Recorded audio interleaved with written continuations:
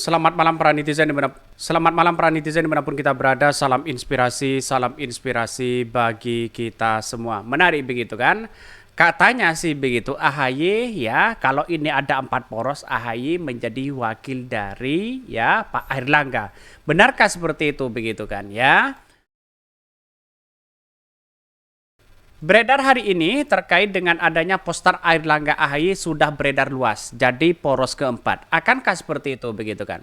Artinya kalau AHY begitu menjadi cawapres dari Pak Airlangga, gimana begitu kan ya? Yang sudah pas pakat deklarasi dengan Pak Prabowo begitu. Apakah ini mungkin begitu kan? Saya kira hal-hal seperti ini bisa saja terjadi karena ini adalah dunia politik ya. Pak Prabowo masih belum ya mendeklarasikan siapa ya sosok sebagai wakil dari Pak Ganjar itu sendiri. Pak Prabowo sendiri begitu kan.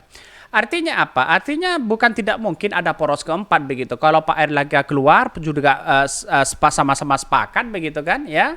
Bisa saja AHY menjadi wakil dari ya Pak Airlangga begitu. Lantas bagaimana dengan netizen yang sekarang ini muncul ya, loncat dari koalisi begitu ya, dari Anies Baswedan, loncat lagi kepada Pak Prabowo. Setelah itu loncat lagi ingin ngebet menjadi sebagai cawapres dari Pak Airlangga. Bisa saja orang berspekulasi seperti itu begitu kan. Artinya apa? Artinya loncat sana, loncat sini begitu. Ya, kita lihat saja nanti sebuah realitas dan perkembangan politik hari ini begitu kan. Dan bahkan ini kan beredar luas begitu kan ya, tidak hanya di Twitter tapi di berbagai media sosial ini poster-poster Airlangga dan AHY ini sudah beredar begitu kan. Akankah ya hal ini akan terjadi kepada ya AHY dengan Pak Airlangga begitu kan? Saya kira ya kita tunggu saja politiknya gimana begitu kan ya. Dan bahkan walaupun toh pada akhirnya Pak Airlangga maju sebagai poros keempat begitu menggandeng AHY, di situ ya apa yang mau diandalkan AHY ya. Pak Airlangga apa coba bayangkan begitu kan ya, masyarakat Jawa Timur dan Jawa Tengah kan mereka sudah Anies Baswedan begitu kan yang kemudian kuat di situ begitu ya. Bahkan di satu sisi poster Airlangga AHY sudah beredar luas. Jadi poros keempat katanya begitu ya. Ayo berlayar Golkar Demokrat fix ya 20% 80 ya 5 tambah 55 kursi ya 20% sampai sebenarnya begitu.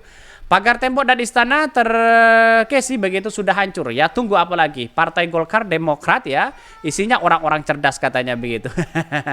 Lantas bagaimana kalau mau poros Golkar harus usung Ridwan Kamil jadi capres dan Demokrat Agus Harimurti menjadi cawapresnya begitu. Gitu jadi nggak usah nempel kepada Pak Prabowo, saling ikhlas aja, tunjukin kualitasmu. Mestinya begitu ya. Jadikan kelihatan fungsinya partai. Buat apa kalau ujung-ujungnya kalah semua begitu kan? Dalam artian bahwa apa yang selama ini dilakukan oleh Partai Golkar terus kemudian Demokrat kalau kalah sama aja mereka begitu kan. Jadi artinya apa? Artinya melihat sebuah realitas perkembangan politik hari ini begitu. Saya kira juga kalah begitu kan. Lihat saja di masyarakat apa yang mau diinginkan oleh Partai Demokrat begitu kan ya. Apa yang diinginkan oleh Golkar begitu kan. Yang jelas-jelas mereka sudah ya pada hakikatnya kan sudah kalah mereka begitu kan ya. Dan ini tidak menarik begitu kan. Apalagi AHY dicap sebagai orang yang kemudian gebet sekali untuk menjadi cawapres begitu kan, begitu logikanya begitu ya. Artinya selama ini masih banyak ya poros-poros yang kemudian bisa saja ini semua terjadi begitu. Setuju dengan koalisi ini ya, karena secara ya syarat koalisi mereka berdua sebenarnya cukup untuk mengusung satu calon lagi. Siapa mereka begitu? Ya kalau ingin porosnya Airlangga ingin menjadi capres terus kemudian AHY menjadi cawapres begitu kan ya, yang beredar hari ini bisa saja itu terjadi begitu kan ya. Bahkan ini poster Airlangga AHY sudah beredar luas jadi poros keempat. Benarkah ya? Ini masih tanda tanya begitu kan ya. Potensi Koalisi Indonesia Maju KIM pecah bukan isapan jempol belaka. Pengumuman calon wakil presiden yang molor jadi salah satu indikatornya. Kabar beredar bahwa koalisi akan pecah jika anak sulung Presiden Joko Widodo Gibran Rakabuming Raka tidak jadi diusung ya pendamping Prabowo Subianto.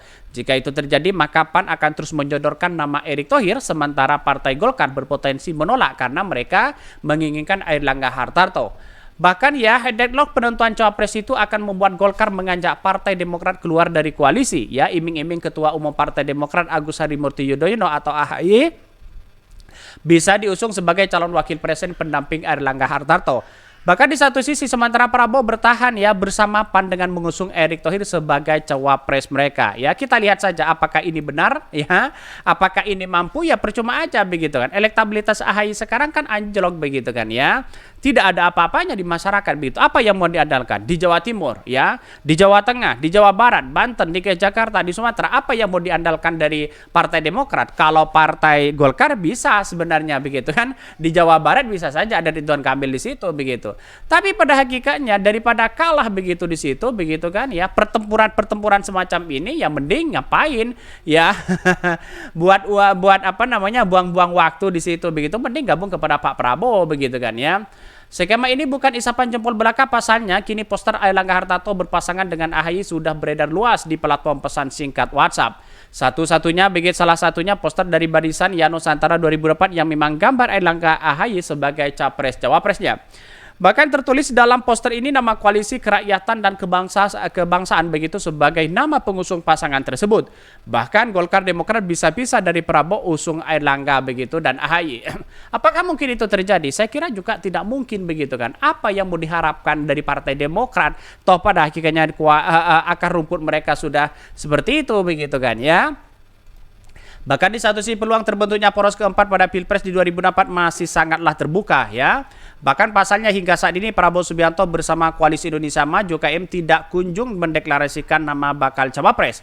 Padahal dua bakal capres lainnya Anies Baswedan dan Ganjar Pranowo sudah mendaftar ke KPU sebagai peserta pemilu di 2024. Ada sejumlah nama yang menguat sebagai cawapres seperti Gibran Rakabuming Raka, Erick Thohir ya, AHY di situ, bahkan Ridwan Kamil. Bahkan potensi koalisi ini pecah muncul jika terjadi deadlock dalam penentuan bakal cawapres ya, khususnya ketika Gibran Rakabuming Raka tidak jadi diusung sebagai pendamping Prabowo. Bahkan di satu sisi Golkar bersama Demokrat bisa saja berpisah dan mengusung duet Airlangga Hartarto AHY, sementara Prabowo bisa maju sebagai ya dengan Erick ya, kendaraannya adalah Gerindra dan PAN di situ begitu. Ya bisa 20% begitu kan sebenarnya. Tapi pada hakikatnya siapa yang menginginkan mereka begitu? Erick Thohir dari PAN gerbongnya gerbong kosong begitu kan ya. Terus kemudian yang lain juga gerbong sokon. Apa yang diuntungkan? Anies Baswedan pasti diuntungkan mereka begitu kan. Yang begitu kuatnya luar biasa di situ begitu dibandingkan dengan Airlangga AHY begitu, kemudian Prabowo Erick di situ begitu akan mudah sekali ya ketika begitu melihat bahwa ya apa yang selama ini dilakukan pasti yang diuntungkan itu adalah ya Anies Baswedan dan Ganjar. Bisa saja nanti putaran kedua yaitu adalah Ganjar dengan Anies Baswedan di situ begitu ya. Karena ya Partai Demokrat gerbongnya ya sudah itu aja kok begitu kan ya, tidak begitu wah begitu kan ya. Kita lihat saja nanti begitu. Karena proses dalam demokrasi ya biasanya ya karena memang ngebet menjadi calon wakil presiden, tahu-taunya ya bisa saja seperti ini begitu kan ya. Jadi kalau hanya ini eksis mempertahankan partai, ya saya kira jauh mereka begitu ya. Oke, mungkin itu yang kami sampaikan ya. Tonton terus channel dari Podcast Rakyat ini karena ada berita-berita menarik dan viral setiap harinya. Salam para netizen, salam inspirasi bagi kita semua. Jangan lupa di subscribe channel YouTube dari Podcast Rakyat ini.